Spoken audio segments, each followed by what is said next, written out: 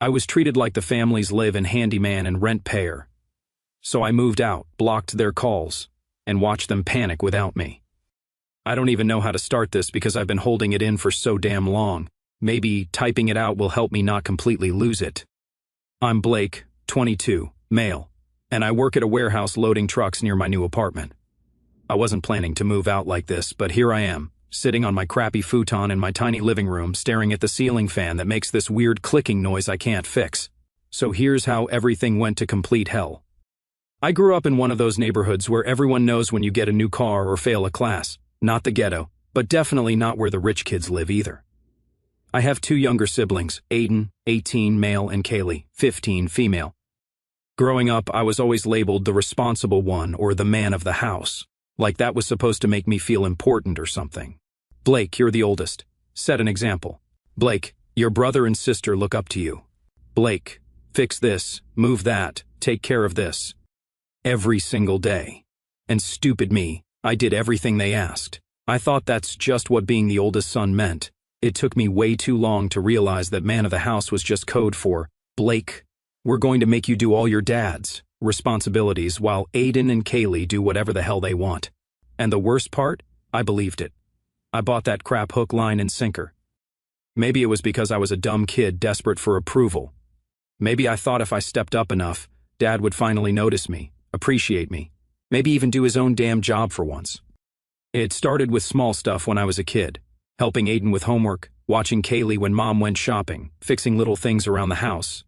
But by high school, I was basically maintaining the entire property, mowing the lawn, unclogging toilets, moving furniture, assembling everything, doing all the heavy lifting, jump-starting cars, patching the roof. Literally, if something needed muscle or tools, it magically became my job. And if you're wondering, my dad was physically there, but mentally checked out most of the time. He'd come home, barely say 2 words to any of us, and just zone out watching sports until he passed out on the couch. On weekends, he'd disappear for hours and come back acting weird. I didn't understand it back then. The worst part? We all had to pay rent. $350 a month since I turned 18. Aiden pays the same now that he's 18. And Kaylee will too when she hits 18. You're adults now. You need to contribute, Mom would say. It sounds fair. Except that even though we all pay the same rent, I'm the only one who has to do literally every physical task in the house. Aiden's in community college and works part-time at GameStop. But somehow he doesn't have time to do chores. Kaylee's still in high school, but apparently homework and cheer practice means she can't learn how to use a freaking lawnmower. Meanwhile, I'm working 50+ hours a week at the warehouse, coming home with my back killing me, and still expected to unclog the sink because Kaylee dumped a bunch of makeup down the drain. Mom's excuse is always the same. Your father works hard enough as it is. That's such bullshit. Dad barely functions most days, but pointing that out just starts a huge fight. At first I was like, okay, maybe this is fair. I'm the oldest, I should help out. But that logic only made sense if everyone pulled their weight. Aiden and Kaylee pay rent just like me, but they don't lift a finger around the house. They treat the place like a hotel with me as the maintenance guy. Aiden spends all day playing Call of Duty and door-dashing food, doesn't clean up after himself. Kaylee's either on Instagram or out with her friends, leaving her crap everywhere. But if I try to go out on a Friday night, suddenly Mom's like, Blake, the garage door is sticking again. You need to fix it before you leave. It wasn't fair. And maybe if I wasn't such a pushover, I would have said something sooner. But I just kept taking it, telling myself maybe when I got older things would change. If anything, they got worse. I lost my entire youth playing dad to a family that already had one. I can't remember the last time I just hung out with friends without getting a text about something breaking at home. I can't remember the last time I went on a date without having to cancel because of some emergency that only I could apparently fix. I've basically been 40 since I was 16, and I'm absolutely tired of it. But it all came to a head one day. I had just finished a 12-hour shift at the warehouse. We were short-staffed as usual because management's too cheap to hire enough people, so I ended up doing the work of like 3 guys. My back was absolutely wrecked from moving pallets all day. My hands were calloused, and I was so tired I could barely keep my eyes open driving home. I almost nodded off at one point, which scared the shit out of me. All I wanted was to take a hot shower, maybe grab something to eat, and pass out for a few hours before I had to do it all over again the next day. When I pulled into our driveway, I noticed Dad's car was gone. No surprise there. Thursday nights he usually disappeared until like 3 a.m., coming back all jittery and weird. Mom's car was there though, which meant she was probably between shifts at the grocery store. I walked through the front door and immediately saw the disaster zone. The kitchen sink was backed up with gross water that smelled like something died in there. There was some kind of sticky crap spilled on the floor that crunched under my boots, and the trash was overflowing with pizza boxes and energy drink cans that were definitely from Aiden and his buddies. The living room wasn't any better. Blankets everywhere, chip bags on the couch, Xbox controllers just thrown on the floor. I could hear Aiden and his friends laughing their asses off in the basement playing Warzone, probably the same spot they'd been in since morning. This wasn't new. Our house was always a complete mess unless I cleaned it. Mom worked weird shifts at the grocery store and was too tired to do much when she was home, and Dad was, not really present even when he was physically in the house. Normally, I'd just sigh and start cleaning because arguing with anyone was pointless. I'd throw away the trash, unclog the sink, wipe up whatever the hell was on the floor, and no one would even notice or say thanks. It was just expected. Blake will clean it up. Blake always does. But that night, I was done. My body ached, my head was pounding, and I just couldn't do it anymore. I stepped over the mess and headed straight to my room, the only clean part of the house because I kept it that way. But before I could even close the door, I heard Mom call from the kitchen. She must have just gotten home too because I hadn't seen her when I came in. "Blake, the sink's backed up again. Can you fix it before dinner?" And Aiden said the internet's been cutting out in the basement. I swear to God, I almost laughed. That hysterical laugh when something is so ridiculous you can't even process it. I walked back out, leaned against the doorway, and just stared at her. "Why can't Aiden fix his own internet?" I asked, voice flat as hell. "Or unclog the sink he probably jammed with food?" Mom looked at me like I'd suggested we sell the house and join a cult, completely shocked, like the idea of Aiden fixing something was the most absurd thing she'd ever heard. "Because he doesn't know how to do those things. You do." "And whose fault is that?" I shot back. "He's 18. I was fixing the freaking roof when I was 16. No one taught me, I just had to figure it out." "Blake, don't start. You know your brother isn't good with tools." "Not good with tools? What a joke. He's perfectly capable of learning just like I had to. Nobody taught me this stuff. I figured it out because I had to. Aiden's just as capable. He's just never been expected to do anything. Why learn when Blake will just fix it?" "I just got home from moving boxes for 12 hours, I said, trying to stay calm even though I could feel my blood pressure spiking. "I'm exhausted. My whole body hurts. And you want me to unclog the sink and crawl around fixing the internet while Aiden and his friends sit on their asses downstairs?" Mom gave me that look. The one she always gave when she thought I was being difficult. The "why can't you just do what?" I asked without complaining look that I'd seen my entire life. "Blake, you're the oldest. You know how to do these things. It's just a quick fix." And that was it. That was the moment I literally snapped. I slammed my hand against the wall so hard it left a mark. "No, it's not just a quick fix. It's every single thing in this house. The sink, the internet, the lawn, the cars, the roof, the toilet, everything. Why am I the only one who has to do this? We all pay rent, $350 a month each, but I'm the only one expected to actually maintain the place we live in." I was yelling now, and I could hear the basement get quiet as Aiden and his friends probably paused their game to listen. "Where's Dad? Why isn't he fixing the sink?" "Oh, right, because he's never actually present, even when he's physically here." Mom's face went white. "Don't talk about your father like that. He works hard." I laughed. I actually laughed out loud. "Works hard? Mom, I'm not stupid. I know what's going on with him. The disappearing, the mood swings, the way he can barely function most days. You think I don't know he's using?" She was shocked. We had never said it out loud before. The big family secret that everyone pretended not to notice. Dad's problem that we all danced around but never actually addressed. "Blake, I don't know what you think you—" "Stop." I cut her off. "I'm 22. I've been doing Dad's job since I was 15. I pay the same rent as Aiden but do 100% of the work around here. I haven't had a single weekend to myself in years because there's always something broken that only I can fix. I'm done being the family janitor." I pulled out my wallet and threw 3 $50 bills and 2 20s on the counter. "There's my rent for the month. But I'm not fixing another damn thing, cleaning another mess, or solving another problem until everyone else starts pulling their weight." Mom stared at the money, then back at me like I'd grown a second head. "What are you saying?" I'm saying either Aiden and Kaylee start helping around here and Dad gets his shit together, or I'm out, for real. She followed me as I walked back to my room. Blake, you can't just decide you're not going to help anymore. We need you. I spun around. No, you need a free handyman and another paycheck, but you don't need me. You don't care about me, you care about what I can do for you. There's a difference. I slammed my door in her face and locked it. I could hear her talking to Aiden downstairs, probably telling him to be extra nice to Blake or some crap like that. Their usual strategy, wait for me to cool down, then act nice for a day or two until things go back to normal. Rinse and repeat. I lay in bed that night, staring at the water stain on my ceiling that I'd fixed twice already but keeps coming back because the actual roof needs professional work, replaying everything in my head. Part of me felt like complete shit. That's what they trained me to feel, like I was some kind of monster for not jumping to fix everything the second it broke. Like I was selfish for wanting a life beyond being their personal maintenance guy. But another part of me, a part that was getting louder by the minute, kept screaming that this wasn't normal. This wasn't what being the oldest brother was supposed to be like. Sure, helping out is one thing, but this was my entire existence. I was 22 and couldn't remember the last time I'd done something just for me.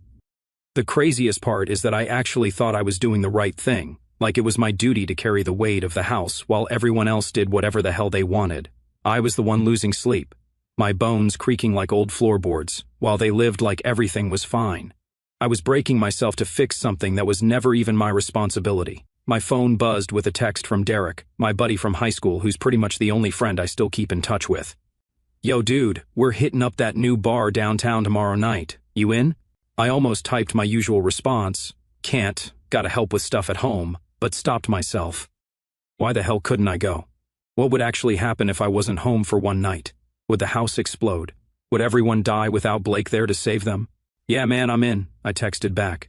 It felt weird, like I was breaking some unspoken rule. I scrolled through social media for a while, looking at posts from guys I went to high school with. One was on a road trip to Colorado. Another just moved into an apartment with his girlfriend. Someone else was at a concert, video showing him in the pit having the time of his life. All these dudes, living normal 22-year-old lives, going places, doing things, having actual experiences, while I spent my weekends fixing the washing machine and patching the driveway. That's when it really hit me. I wasn't just pissed about the chores or the repairs or the rent. I was mourning the life I never got to live. The college experience I skipped because mom said they needed me at home. The relationships that never worked out because I was always too busy or too tired. The trips I never took because my money went to rent and buying parts to fix stuff around the house. I had been straight up robbed of my youth, and I was never getting those years back. The next morning, I got up early before anyone else, made myself some coffee, and sat at the kitchen table waiting. The sink was still clogged, the mess still on the floor. I didn't touch any of it. Mom was the first one down. She stopped when she saw me, looking surprised that I was just sitting there instead of cleaning up. Blake, about last night. I meant what I said. I cut her off. I've been thinking about this all night. Do you realize I haven't been to a concert since high school? That all my friends have moved on while I'm stuck playing dad to a family that already has a dad? Mom sat down across from me, looking tired as hell, like she had aged 10 years overnight. For a second I felt bad, but then I remembered all the nights I stayed up fixing things while everyone else slept. Your father, he's going through a difficult time. He's been going through a difficult time for 7 years, Mom. I get it, he has problems. But why am I the one paying for them? Why is it on me to fill his shoes? I didn't sign up for this. I didn't ask to be born first. We're family, Blake. We help each other. No, I said. You all help each other. I just do everything while everyone else watches. That stops now. I laid out my terms. Aiden and Kaylee would start doing actual chores. Not just occasionally taking out the trash when they felt like it, but real stuff like mowing the lawn and fixing things that break. Dad needed to get help for his problem. Real help, not just mom making excuses for him. And if I was paying rent like everyone else, I'd do my fair share, but not everything. I wasn't asking for much, just some basic fairness, just to be treated like everyone else in the house instead, the unpaid maintenance guy who also paid rent. Mom didn't like it, but she didn't argue either. She knew I was dead serious, and I think she knew deep down that I was right. I'll talk to them, she finally said. All of them. I nodded, not really believing anything would change, but willing to give it one last shot before I made any drastic decisions. For about a week, things seemed to improve. Aiden bitched constantly but did the dishes when it was his turn. Kaylee rolled her eyes but actually cleaned the bathroom without being asked 5 times. Dad was, well, the same, but Mom promised she was working on him. I started to think maybe, just maybe, things could change. Maybe I could have some semblance of a normal life while still living at home. Maybe they'd finally realized how unfair everything had been. Then on Friday, I went to that bar with Derek like I'd planned. It was the first time in forever I'd done something social on a weekend. We played some pool, talked to some girls, normal 22-year-old guy stuff. I got home around 1 a.m., feeling better than I had in months. The next morning I slept in. No one woke me up to fix something or run an errand. When I finally got up and went downstairs around noon, the house was quiet. Mom was at work, Kaylee was at a friend's, and Aiden was probably still asleep. I decided to grab some tools from the garage to fix my laptop fan that had been making noise. That's when I found it. I was looking for a small screwdriver in Dad's old toolbox when I noticed it was open. Inside, hidden under some random screws, was a small baggie of pills. Not even hidden well, just right there like he didn't care who found it. And suddenly, everything clicked. The money problems despite both parents working decent jobs. The way Dad would disappear for days sometimes. The mood swings. The vacant look in his eyes. The way he could never focus long enough to learn how to fix anything around the house. I wasn't naive.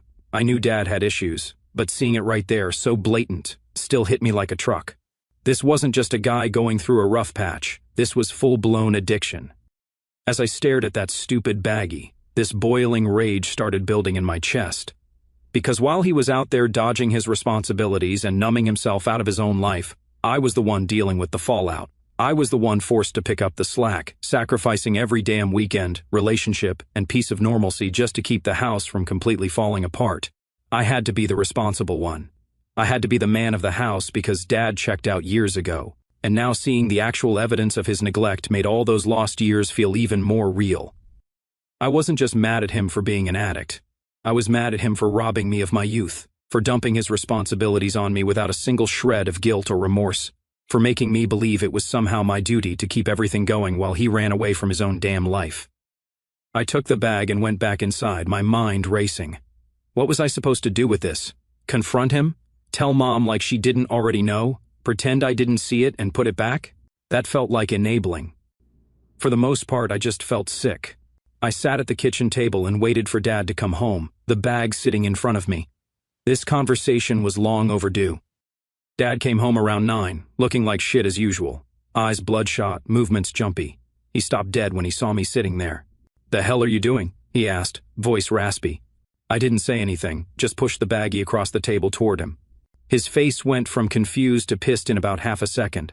"You going through my stuff now?" he snarled, snatching the bag and shoving it in his pocket. "Didn't have to go through anything. You left it out. Not very careful for someone with so much to hide." His eyes narrowed. "Watch your mouth, boy. I'm still your father." I stood up slowly. I'm a good 4 inches taller than him now, something that still catches him off guard. "Are you? Because I've been doing your job for years. Fix this, pay for that, be responsible. Where the hell have you been? Because I raised you to be a man, Blake. To handle your shit. To step up when it counts. You think I didn't go through the same stuff at your age? Putting everyone else first. That's what being a man is." That hit a nerve. Mom came into the kitchen then, stopping when she saw us squared off. "What's going on?" I didn't take my eyes off Dad. Tell her what I found. Or should I? Dad's face got all red. "This is none of your business." "None of my business?" I laughed. "Everything in this house has been my business since I was 15. Every broken pipe, every blown fuse, every goddamn thing that needed fixing. But this isn't my business?" Mom stepped between us. "Blake, what are you talking about?" I pulled out my phone and showed her the picture I'd taken of the pills before Dad grabbed them. Her face went white, not shocked, just sad, like she already knew. "Did you know about this?" I asked, even though I already knew the answer. The look on her face said it all. Of course she knew. "Blake, your father is dealing with some—" "Stop," I cut her off.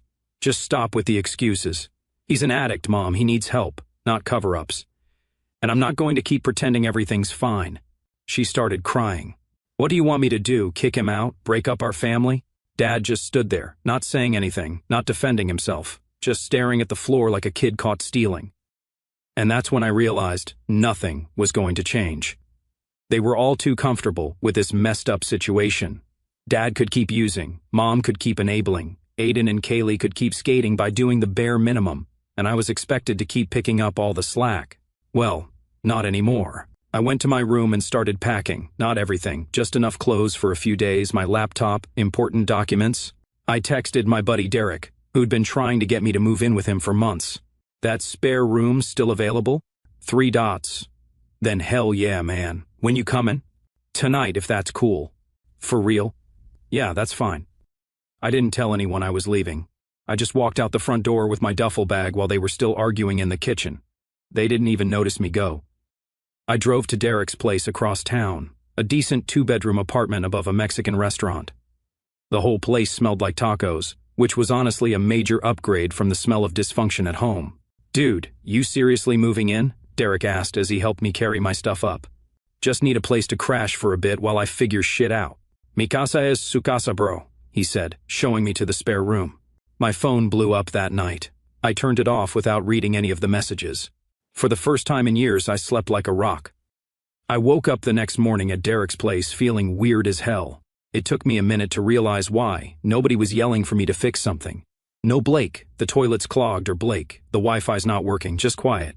I finally turned my phone back on around noon. Big mistake. 37 missed calls and like 50+ texts, most from Mom, some from Aiden and Kaylee, even a couple from Dad. I skimmed through them and watched the progression from confusion to anger to panic. Mom, Blake, where are you? Mom, please come home, we need to talk about this. Mom, the hot water heater is making that noise again, when are you coming back? She didn't even ask if I was okay or safe, just when I'd be back to fix the water heater. Aiden, dude, WTF. Mom's freaking out. Aiden, seriously man, this isn't cool. Aiden, the internet keeps cutting out and I don't know how to fix it. Kaylee, Mom's crying, hope you're happy. Kaylee, then the bathroom sink is clogged and there's water everywhere. Dad only sent 2 texts. Where the hell are you? This is childish, come home now. I didn't respond to any of them. I wasn't ready to deal with that yet. Instead, I spent the day helping Derek fix up the spare room, now my room. We grabbed some cheap furniture from Walmart, set up my stuff, and ordered pizza. It was actually fun hanging out with a friend without constantly checking my phone to see if my family needed me for something. Weird how something so normal felt so foreign. But by day 3, Mom was getting desperate. The calls wouldn't stop. I finally answered one just to make them end. Blake, oh thank God. Where are you? When are you coming home? I took a deep breath. I'm not coming home, Mom. Not right now anyway. Blake, please. Everything's falling apart here. The sink is leaking, the yard is a mess, and your father is... Not my responsibility, I cut her off. Neither is the sink or the yard or anything else. I've been covering for him for years because he couldn't get his shit together. I'm done. That's not fair, she said, her voice cracking. Your father loves you. He's just struggling. And what about my struggles? Did anyone care that I gave up everything to be the man of the house? Did anyone thank me for fixing everything, for paying rent, for being there whenever you needed something? Or was I just expected to do it all because I'm the oldest? Silence on the other end. That's what I thought, I said. We need you, Blake. No. You need a handyman and an extra paycheck. There's a difference. I could hear her crying and, not going to lie, part of me felt like shit. I've never been good with people crying, especially Mom. It's what always got me in the past. That guilt trip that made me cave every time. But I couldn't. Not if I wanted any kind of life of my own. I love you, Mom, but I can't be the one holding everything together anymore. Dad needs real help, professional help. Aiden and Kaylee need to grow up and take some responsibility, and you need to stop enabling all of it. So you're just abandoning us? She asked, voice all small and broken. No. I'm saving myself. I hung up feeling both like the biggest asshole and the most free I'd ever been. The next day I went back to the house while everyone was gone. Dad at work, Mom shopping, Aiden at his job, Kaylee at school. I grabbed more of my stuff, left my house key on the counter, and wrote a note. I'm staying at Derek's. I've paid rent until the end of the month. After that you're on your own, figure your shit out. Cold, maybe, but I was done with the guilt trips and the manipulation. I was done being the family pack mule. I was done being everyone's dad except my own. I thought leaving that note would be the end of it, that they'd either figure their shit out or crash and burn without me there to prevent it. Either way, not my circus, not my monkeys anymore. But a week later, I was coming home from my shift at the warehouse when I saw them. All four of them standing in the parking lot of Derek's apartment building like some kind of messed up intervention. I stopped dead in my tracks, my stomach dropping to my feet. What the hell are you doing here? How did you even find me? Mom stepped forward, looking like she hadn't slept in days. Derek's mom told me. Blake, please. Can we talk? I looked at all of them. Dad standing awkwardly to the side, eyes bloodshot, not meeting my gaze. Aiden looking annoyed like he'd been dragged there against his will. Kaylee actually not on her phone for once, but still looking like she'd rather be anywhere else. There's nothing to talk about, I said, moving to walk past them. Dad grabbed my arm. This has gone on long enough. It's time to come home. I yanked my arm away. Don't touch me. And I am home. This is where I live now. Blake, Mom pleaded. Everything's falling apart without you. The garbage disposal broke. The yard is a disaster. Aiden's car won't start. So call a plumber, hire a gardener, and take the car to a mechanic, I interrupted. That's what normal people do when things break. They don't force their oldest son to become the family handyman. We can't afford all that, she said. Not my problem. Aiden finally looked up from kicking rocks on the sidewalk. Dude, stop being such a dick. You know Dad can't do that stuff and I don't know how. Then learn, I shouted, finally losing my cool. YouTube exists. Google exists. I wasn't born knowing how to snake a drain or change oil. I had to figure it out because no one else would. I turned to Dad. And you want to talk about me coming home? How about you get clean first? How about you be an actual father to your kids instead of checking out and letting me handle everything? Dad's face darkened. You don't understand what I'm going through. You're right, I don't. Because instead of being honest with your family and getting help, you decided to check out and let your teenage son pick up all your responsibilities. Blake, Mom said, tears in her eyes. Please don't do this. We're a family. A family? I laughed bitterly. A family supports each other. A family shares burdens. What we have isn't a family. It's three people using a fourth as their personal assistant. Kaylee finally spoke up. God, you're so dramatic. It's not like we asked you to donate a kidney. No, you just asked me to donate my entire life, I shot back. When was the last time any of you asked me what I wanted? If I had plans? If I was happy? You didn't care. As long as the lawn got mowed and the sink got fixed. Mom tried again. Blake, we love you. We miss you. You miss what I did for you, I corrected her. There's a difference. I looked at each of them one by one. I'm done. I'm done being the replacement dad. I'm done fixing everything. I'm done putting my life on hold so the rest of you can have it easy. Dad stepped forward, his face red. So that's it? You're just walking away from your family? I'm walking away from being used, I said firmly. When you get help for your addiction, when Aiden and Kaylee start actually contributing, when all of you realize that I'm a person with my own life and not just your living handyman, then maybe we can talk. But until then, we're done. I stepped around them and headed for the building door. Blake, Mom called after me. You can't just... I can, I said without turning around. And I am. Goodbye. I closed the door behind me, my heart pounding in my chest. I waited for the guilt to hit, for the voice in my head telling me I was being selfish, that my family needed me. But it didn't come. Instead, I felt something I hadn't felt in years. Freedom. Real, genuine freedom. Like for the first time in forever, my life was actually my own. My time was my own. My future was my own. I walked into my apartment, closed the door, and finally exhaled. I'm 22 years old, and for the first time, I get to live like it.